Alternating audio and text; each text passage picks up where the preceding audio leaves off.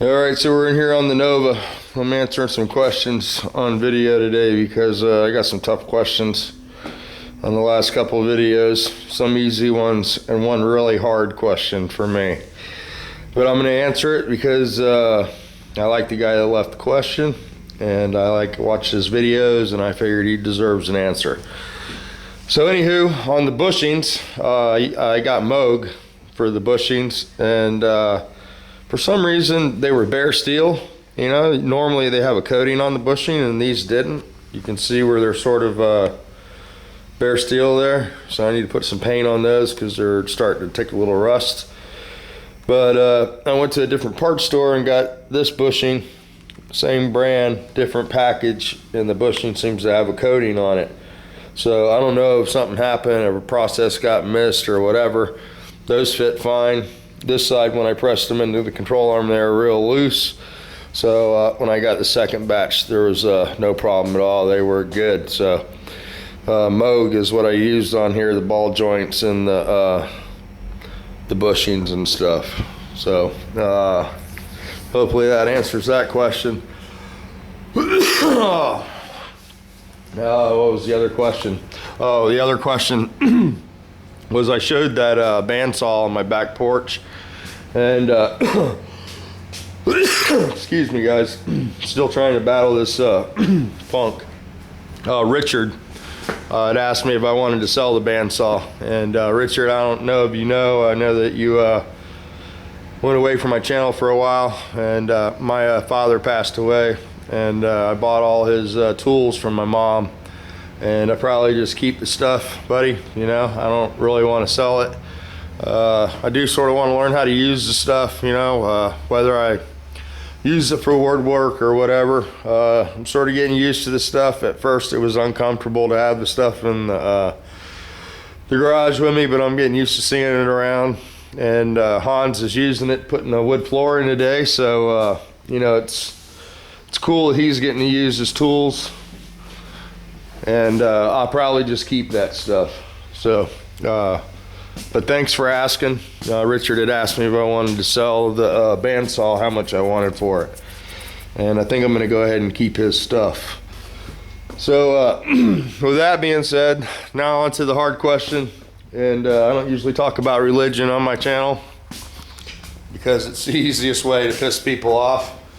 And by no means am I an expert on religion. All I can tell you is what I've experienced. Talked about it a little bit yesterday, you know, going to church every day. And you can go to church 7 times a week, you know, 365 times a year or whatever you want to do. Church is just a building with a bunch of people in it, and it's their interpretation on what they get out of the Bible. You know, many different pastors and preachers and ministers all have different opinions, and you know, if you can find a pastor that you like or a preacher that you like, and you know, he can give you a message that you can wrap your head around, and you like going to church, and that's great. You know, I don't have anything against people who go to church, but I find a lot of times that it's a building with opinions, and anytime you put a group of people together, you're never going to get somebody that agrees on everything. You know, everybody has a different opinion because that's what makes us different people. So with religion, it's very much that way to me, from the outside looking in, I guess. You know, I've never felt like I've been part of a religion per se. Like I said, I was raised Baptist, and it wasn't by choice. You know, I was just I was born into that. You know, that's what my mom's religion was, and she was very religious, and she was a single mom. I grew up poor, real poor, and that's what we had, church. You know, back then church would you know, that was part of the community. You would they didn't have social programs when I was a kid. You'd go to church after school, or you'd somebody from church would watch you, church daycare, church this, church that, church camps, church summer camps, you name it. I've done it. Bible camp.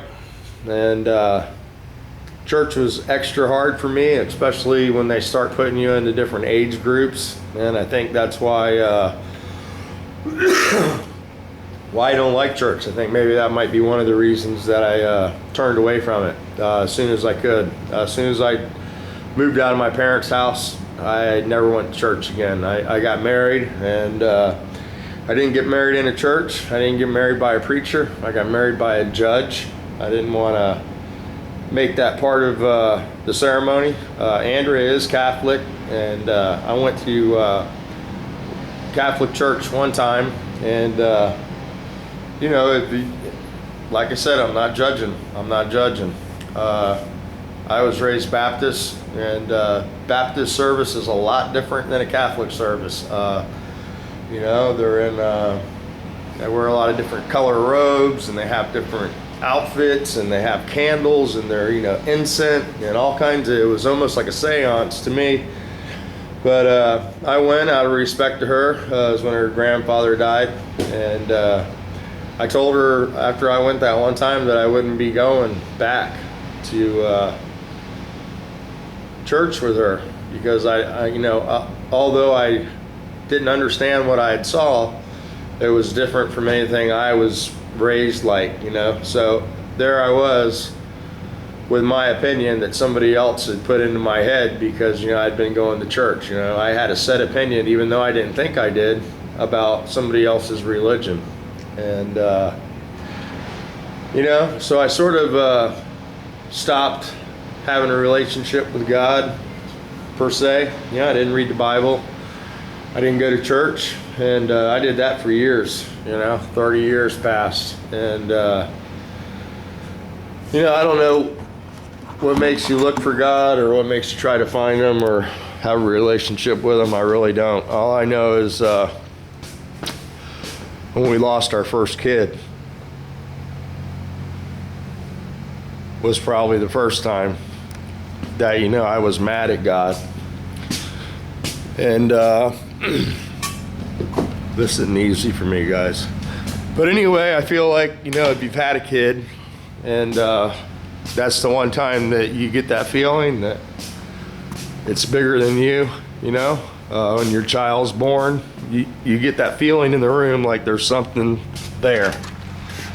And you know, that was probably my first experience with something out of this world when my children were born. But I told you yesterday that I didn't find God in the church, and that was the first time that I thought of, you know, maybe there might be something bigger than just us people here. And I don't know if He makes His deliveries personal or how that works, but I can tell you that when I was blowing this wheel up over here, let me see where it's at. There's a wheel story on my page somewhere. But this is the wheel. It changed my life. And I was blowing this wheel up, sitting on top of it, and of course it had a tire in there. And the wheel came apart. You can see where the well failed here. And of course it blew me through the ceiling of the building, ripped my arm off, broke my neck, and I went to get up, and you know, I looked down, my arm was hanging by the skin, and it was pretty bad. So I managed to make it outside, and yeah, I made it to the hospital, and they were going to cut my arm off. And I remember this little doctor coming by, and he's like, "Let me take a look." And he decided he could fix my arm, you know. So he tried to fix it, and I was just screaming in pain. And I cried out to God like a little child, and the pain stopped. And I don't remember anything after that.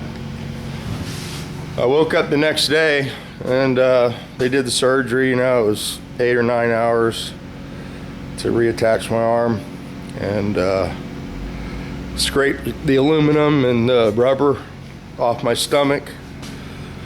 And you know, I think that sort of changed my life that day. I realized that somebody intervened.